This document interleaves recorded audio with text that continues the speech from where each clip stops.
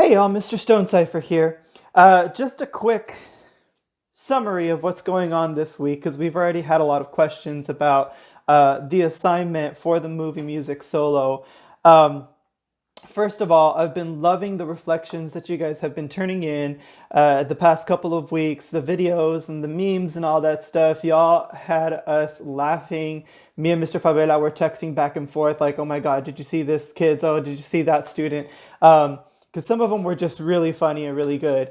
And seeing your faces on the Zoom meeting a couple of weeks ago, plus the Flipgrid videos that you guys have been submitting, that has been absolutely warming my heart because I miss y'all so much, and I love seeing your faces in those videos, which is part of the reason that we wanted to do this assignment, the movie musicals solo assignment with y'all.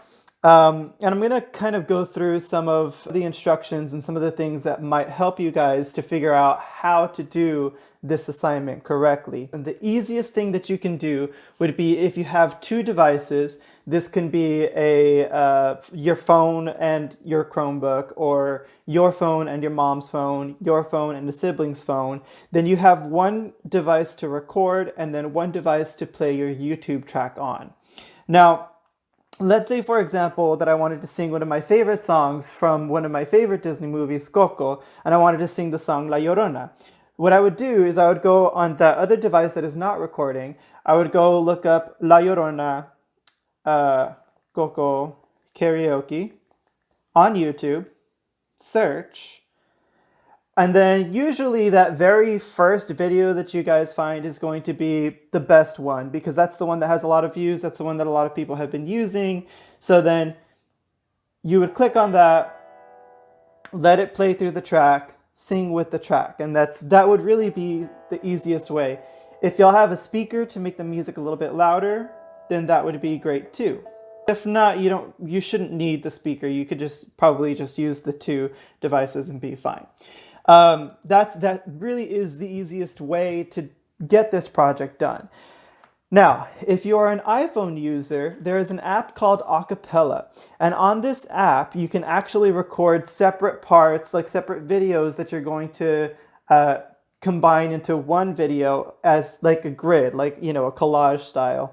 If you decide to use that app, great, if you can figure it out. The way that it works is you would play the track, you would record the track on one of the squares, and on the other square have yourself singing. But again, that is only if you have an iPhone, or I'm sure your iPad would work as well if you do have a tablet. If you do not have a tablet and your phone, like you don't have two devices and your phone isn't letting you record and play the track at the same time, a couple of apps that have been suggested have been Audacity and Logic. I'm not going to go into explaining all that on this video because it would take a very long time, but those are for a desktop. So if you guys have a computer that you guys can use, you can download that. That is only for audio recording, which if you don't want to create a video, you can create an audio recording of yourself singing to these tracks as well. All right, that'll count full credit if you guys want to do that. Another suggestion that I would use, and something that I'm doing different today, is using these headphones that have a microphone in it.